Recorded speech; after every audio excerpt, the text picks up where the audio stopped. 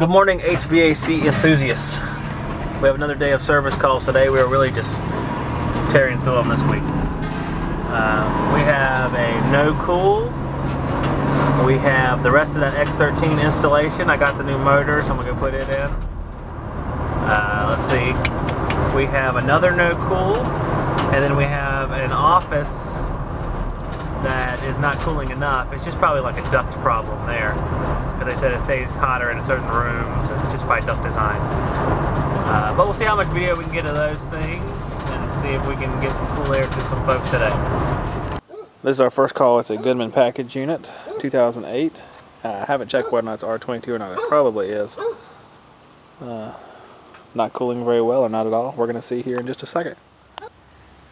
I've got the S-Man set up to the package unit here. And what we'll do is I'll blank off this side here with something while we're testing it. I probably should have put the door back on, but we'll see about that. I'll just put some cardboard over it. The two temperature sensors, fitting for subcooling on your high side. Put it down here, leaving the condenser coil heading to the evaporator coil, where you get your subcooling reading. The other one, superheat, coming back from the evaporator coil to the compressor. That's where you want that one. You should be able to wedge the door on there or do something as far as blocking the airflow so you won't get a head pressure thrown off or something like that. And the head pressure would be thrown off because the fan will be drawing through this hole instead of through the outdoor coil. So we're going to start it up here in a second and see what she does.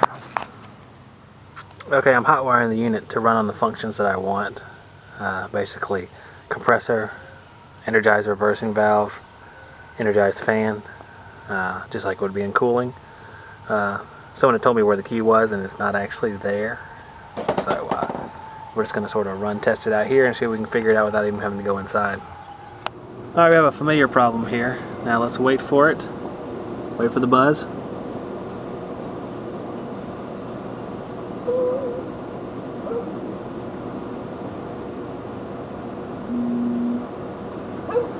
That's amps trying to break free the compressor because more than likely the capacitor is shot. So let's go ahead and take a look at it and see what we can do. There was a complaint that there was no blower, but I hear the blower running, so another thing got lost in transit here as far as communication probably. Alright, got the old meter set for microfarads. Let's see what we're looking for, 35.5. Let's see if we get 35.5. The one-handed HVAC technician continues. Alright. We have common to fan. We have nothing. We have hermetic to fan. We have nothing. Double check and make sure we're on the right thing here. We are. So let's go get a 35.5. Alright, let's double check the new one because, you know what, it'd really be, kind of stupid to leave here and have a bad capacitor you put in. Alright, we have fan to common. We're all squared away there, 5.2. Then common to hermetic. And we are all squared away there too. So we'll go ahead and put that bad boy in. Okay, we have a capacitor in there. Just to show where the wires go. Brown wire goes to the fan, directly to the fan motor. The yellow wire goes to the compressor.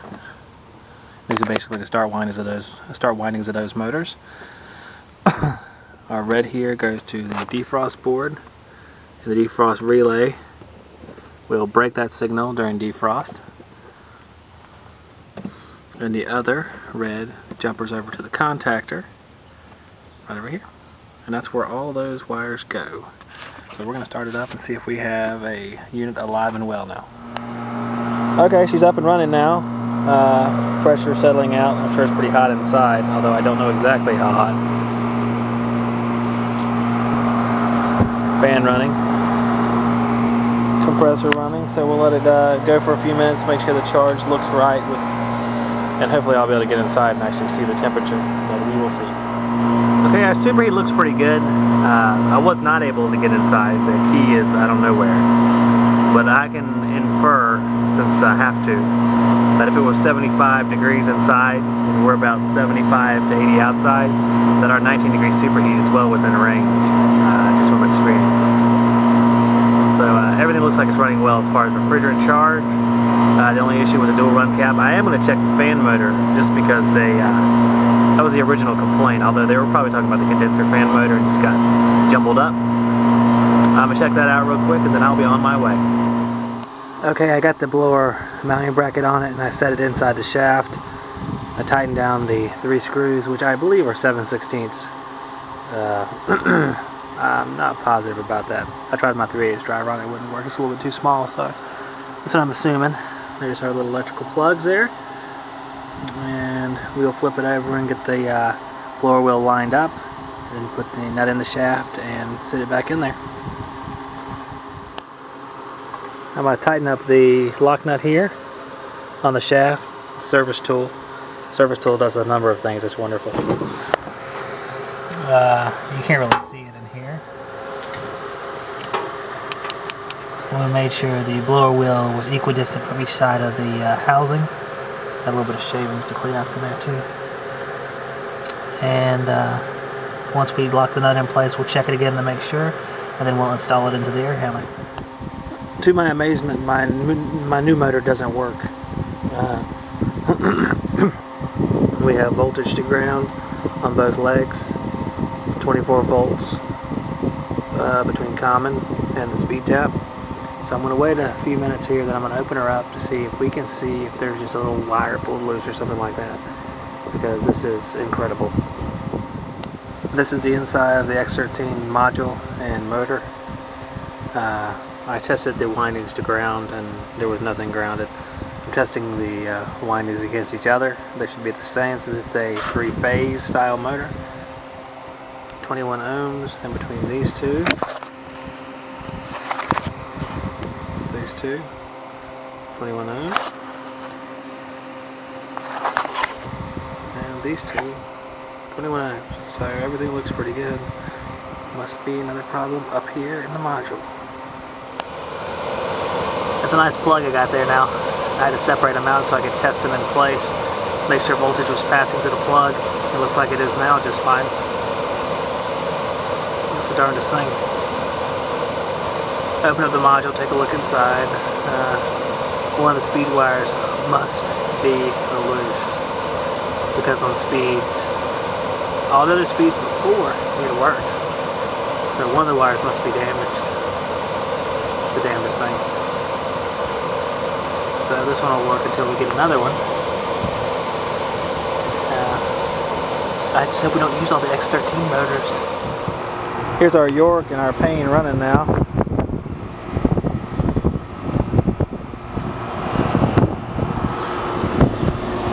And I slipped a little gauge on it just to take a peek at it. And we're reading around 79 or 80 pounds, which is actually what I would expect, because it's 78 upstairs.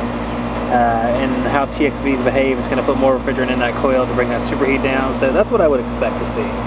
So the line's pretty cold. I know this isn't very scientific, but since I'm here I want to kind of double check, take a quick peek at it. I know if I look down here, I see that at that line pressure at R22 I'm about 50 degrees or so. So if I was trying to keep a 15 degree superheat, I would expect it to be 65. So I mean, I think we're square there, just from feeling it. Not scientific, but just sort of a reassurance, so I know we don't have another problem I'm walking away from.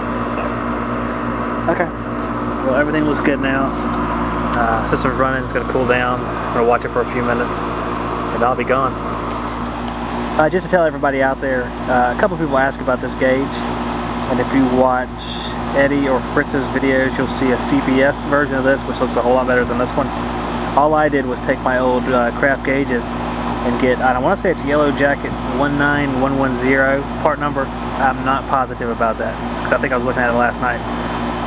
Got this 1/4 inch flare to 1/8 inch NPT and just made this into a standalone gauge, which works perfect for just walking up, although I need a blue one, a compound gauge too. But I know at Johnstone I get little fitting here, which I might go get one today. because I like to have a blue one too, because this one it's hard to read the lower pressures because it goes up so high. But or get real souped up and get a digital one. I'm not gonna be doing that. But a couple people asked, so that's what I did. Just got some old gauges and brought them back to life, gave them something to do. All right, we're moving right along today, thanks to our good luck charm. And we're off to call number 3, a no blower at a house in Landfall, which is our prestigious community down here. We've been here a few times. Also did some work as far as ductwork at this particular house. We got to open up a few dampers in a section of the house that was closed off before, and we're going to take a look at this blower. Alright, I'm up in an attic space here at the house in Landfall, and 2 silver ducts. You see some older black flecks here.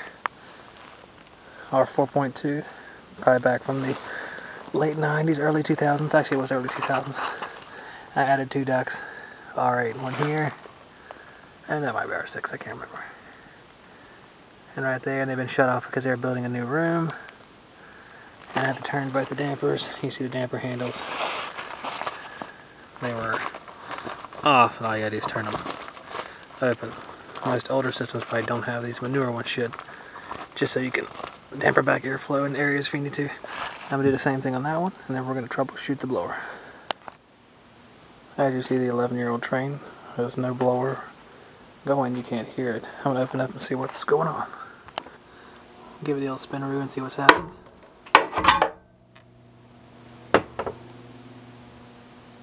Nothing.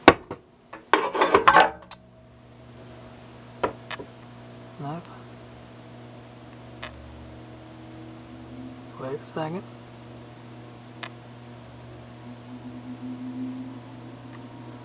It's trying.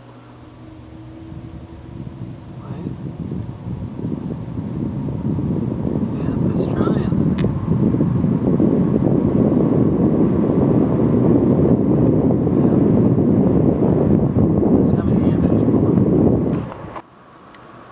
It is not pulling excessive amps, but it is not spinning very hard either.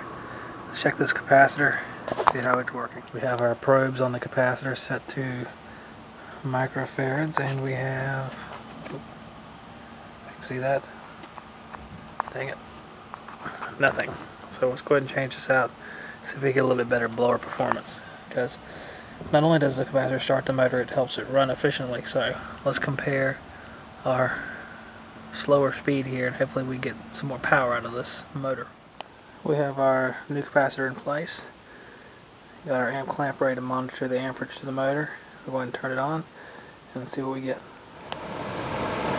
You can hear it now. It sounds much quicker and much better than before. We have a new capacitor in 7.5 microfarad 440. I only carry 440s because there's no point in carrying 370s to me. They cost a little less, I guess, but 440s are good all the time. So, and look at that, 0.9 amps instead of 1.3, 1.4 amps. So more efficient and starts every time. Double whammy.